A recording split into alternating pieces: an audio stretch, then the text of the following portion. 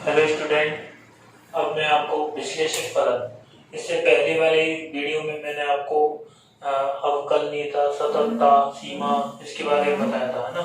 फलन कैसा, एक मानी फलन कैसा होता है इसके बारे में बताया था। अब मैं आपको विश्लेषक फलन के बारे में बताऊंगा।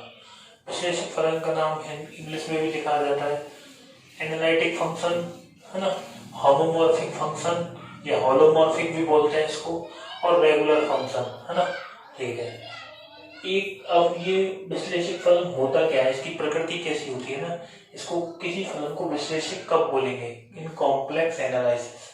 ठीक है। एक एक मानी फलन, है ना, जो अपने प्रांत प्रांत प्रांत के प्रत्येक बिंदु पर क्या हो, परिभाषित हो, वह क्या हो, अवकलनीय, डिफाइन होना चाहिए।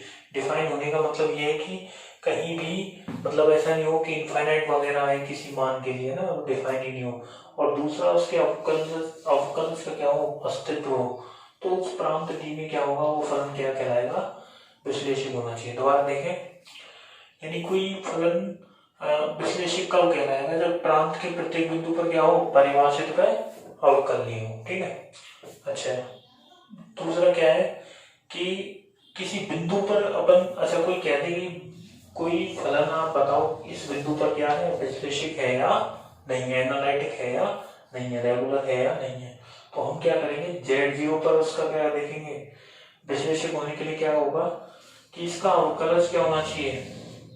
एक तो Z0 पर अवकलज का अस्तित्व होना चाहिए, और एक Z0 के, जैसे ये Z0 है तो एक तो Z0 पर अवकलज होना चाहिए, एक Z0 के प्रतिवेश का मतलब दाएं बाएं में, दाएं बाएं के सभी बिंदुओं पर भी क्या होना चाहिए, उसके उसके अवकलज का अस्तित्व होना आवश्यक है।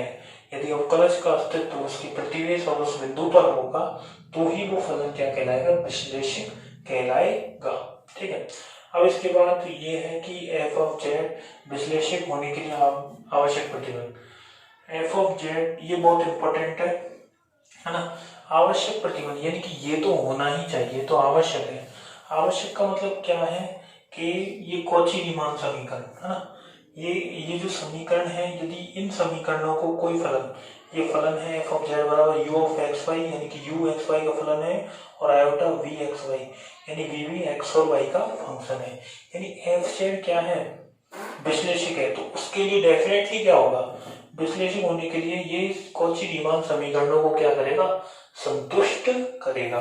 कॉची रीमान समीकरण क्या होती है, यू एक्स वाई का है तो del u upon del x बराबर del b upon del y, del u upon del y बराबर माइनस की del b upon del x. ऐसे कंफ्यूजन हो जाती है तो हम क्या करते हैं, कंफ्यूजन को दूर करने के लिए हम जानते हैं कि जेड बराबर क्या होता है, एक्स प्लस आयोटा नहीं होता है।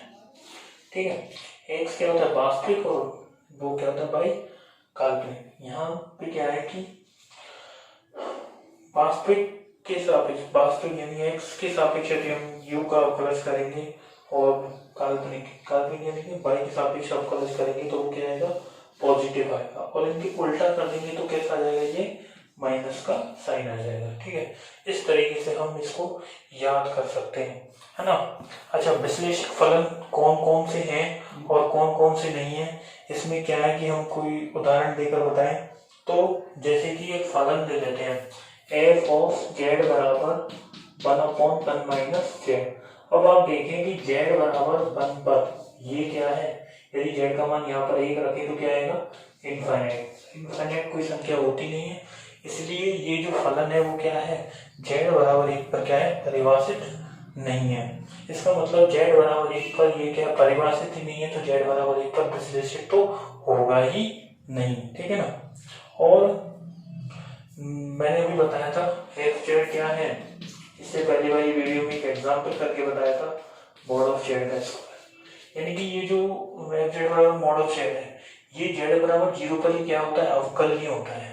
परिभाषित तो सभी जगह होता है, लेकिन अवकलनीय क्या होता है, केवल जेड बराबर 0 पर। तो ये जेड बराबर 0 पर अवकलनीय है, तो जेड बराबर 0 पर ही क्या होगा, विश्लेषक होगा। परिभाषित सब जगह जेड बराबर 0 पर अवकलनीय है, तो जेड बराबर 0 पर क्या होगा, सॉरी, जेड बराबर 0 पर विश्लेषक नहीं होगा। क्यों नहीं होगा, क्योंकि केवल ये क्या है, बिंदु पर जेड बराबर 0 यानी कि किसी बिंदु पर विश्लेषकता देखें, एनालिटिक देखें, तो उसके होने के लिए Z0 के प्रतिवेश का मतलब जीरो की दाएं और बाएं साइड के सारे बिंदुओं पर क्या होना चाहिए, वो अवकलनीय होना चाहिए कोई फलन। तो ये अवकलनीय केवल z बराबर 0 है, इसलिए ये z बराबर 0 पर भी क्या नहीं होगा, अवकल वो विश्लेषिक नहीं होगा। तो ये कहीं भी क्या नहीं होगा, विश्लेषिक नहीं होगा। ठीक है दोस्तों, अब हम कौची-रीमान समीकरणों को सिद्ध करना देखेंगे, जो कि बहुत ही इंपॉर्टेंट है। मतलब ये याद तो करनी ही है ना। ये कौची-रीमान समीकरण है दो, है ना। अब कौची-रीमान समीकरण यदि संतुष्ट होती है किसी फलन में, तो हम ये कहेंगे कि वो फलन विश्लेषिक हो सकता है ना। यदि नहीं होगी तो डेफिनेटली 101% कह देंगे कि वो क्या नहीं होगा, वो फलन विश्लेषिक नहीं होगा, है ना। यदि fz मैंने लिखा है, यदि fz प्रूफ यहाँ से स्टार्ट करते हैं, ठीक है। यदि fz प्रांत D में विश्लेषिक है, तो f' यानी फलन के अवकलज का अद्वितीय रूप से क्या होगा, अस्तित्व होना चाहिए। यदि विश्लेषिक है तो क्या है, एक तो परिभाषित होना चाहिए, नंबर 2 चीज क्या होनी चाहिए, f' का क्या अद्वितीय रूप से अस्तित्व होना चाहिए। तो f' बराबर हम जानते हैं ये होता है परिभाषा से अवकलज चीज है।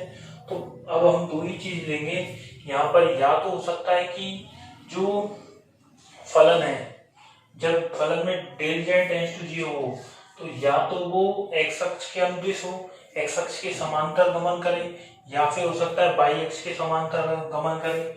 और यदि दोनों से क्या हो, दोनों का जो मान आएगा, यदि फलन विश्लेषिक है तो क्या होगा, यदि फलन विश्लेषिक होगा तो उसके अवकलज का भी क्या होगा, अद्वितीय रूप से, यानी कि अवकलज एक ही होगा, अलग अलग अवकलज नहीं आएंगे किसी भी बिंदु पर, है ना। अवकलज उसका सेम होगा, ठीक है। चाहे हम x अक्ष के अनुदिश निकालें, चाहे हम y अक्ष के, चाहे हम और किसी भी पथ के अनुदिश निकालें, तो क्या होगा, हम x अक्ष के अनुदिश निकाल लेते हैं और y अक्ष के अनुदिश निकाल लेते हैं, दोनों अवकलज जो क्या कर देंगे, बराबर कर देंगे। तो फिर उसकी तुलना करने पर हमें क्या हो जाएंगे, ये समीकरण प्राप्त हो जाएंगे। अब हम क्या करते हैं कि हमने माना कि जब डेल z टेंड्स टू 0 है, यानी कि जब जो फलन है वो x अक्ष के अनुदिश गमन करता है, यानी del z tends to 0 x अक्ष के अनुदिश होता है, fz का मान, है ना। तो जब x अक्ष के अनुदिश का मतलब हमने माना है कि यहाँ y वो x अक्ष के क्या है, समांतर, x अक्ष के समांतर गमन कर रहा है। x अक्ष की समांतर होगा तो y क्या होगा, कांस्टेंट। y कांस्टेंट होगा तो डेल y क्या आ जाएगा, y में परिवर्तन कितना, y कांस्टेंट है तो परिवर्तन कितना होगा, 0। x में परिवर्तन कितना, डेल्टा x, डेल z बराबर डेल्टा x हो गया, ठीक है। फिर ये है अवकलज वाला, है ना। इसमें लिया है क्योंकि fz क्या है, fz फलन किस का है, u और आयोटा v का, है ना। तो delta z plus f of z plus delta z क्या हो जाएगा, u of x plus delta x और y प्लस डेल्टा y क्या 0 है, इसलिए, और प्लस के v x plus delta x y, ये तो इसका मान आ गया, इसका, इस वाले का, ठीक है। और ये आएगा fz क्या आएगा, u x y और माइनस के ये प्लस है ना, माइनस के v x y, ठीक है। तो यहाँ x u और v किसके फलन होते हैं, x और y के फलन होते हैं, ठीक। अब ये डेल्टा z की जगह डेल्टा x आएगा, तो आएगा ही वो तो, क्योंकि डेल्टा z बराबर कितना, डेल्टा x। फिर हमने क्या किया है, हमने किया है कि u बराबर x plus delta x y और माइनस के, मैंने इसको और इसको एक साथ लिख दिया, u वालों को और v वालों को आयोटा कॉमन लेकर क्या लिख दिया, एक साथ लिख दिया, ठीक है। u और v वालों को एक साथ लिख दिया, फिर क्या लिखेंगे, फिर हम लिखेंगे, वो देखते हैं, यानी कि ये जो चीज है, ये है वो क्या है, ये limit of delta x tends to 0 u x plus delta x y और माइनस के u x y upon delta x, ये हो जाएगा del u upon del x, ठीक है। ये del u upon del x हो जाएगा, यानी ये u है वो x और y का फलन है, x और y का फलन है, तो कौन सा अवकलज होगा, ये होगा आंशिक अवकलज, है ना, दो चरों का फलन होता है। और limit delta x tends to 0 v x plus delta x y minus के v x y delta x, ये क्या हो जाएगा, ये हो जाएगा del u upon del y, है ना, ये आ गया यहाँ से, और del v upon del y होगा, सॉरी, है ना, आयोटा। ठीक, अब इन दोनों मानों को यहाँ पे उतार देंगे, तो ये किसके बराबर चल रहे हैं, ये चल रहे हैं एफ डैश जेड के बराबर, ये चल रहा है f dash z. F dash z कितना आ जाएगा, del u upon del x, del u upon del x plus iota del v upon del y, ये एफ डैश जेड आ जाएगा del u upon del x और plus क्या iota del v upon del y. एक तो समीकरण, अब ये आ गया अपना समीकरण नंबर 1 मान लेते हैं, हमने समीकरण कोई सा भी माना हो, कोई सा, अब इसको समीकरण नंबर 1 मान लेते हैं ना। जैसे ये निकाला है हमने, एक अक्ष के समांतर गमन करता है जब, तो आया अपना ये वाला, है ना, इसको अपन नोट कर लेंगे, आप वीडियो के साथ साथ इसको नोट करते चलेंगे, है ना। अब हम केस नंबर क्या मानेंगे, सेकंड। केस सेकंड में क्या करेंगे, ये बाई अक्ष के अंदिश क्या करेगा, गमन करेगा, बाई अक्ष के अंदिश गमन करेगा क्या, एफ जेड, है ना, तो एफ डैश जेड वही है, क्या आएगा, F of Z plus delta z, है ना, माइनस के वही है डेल्टा जेड टेंस टू 0 और f of z upon delta z, है ना। फिर इसमें लिखेंगे अपन यू एक्स वाई प्लस कितना आ जाएगा डेल्टा वाई और माइनस प्लस के वी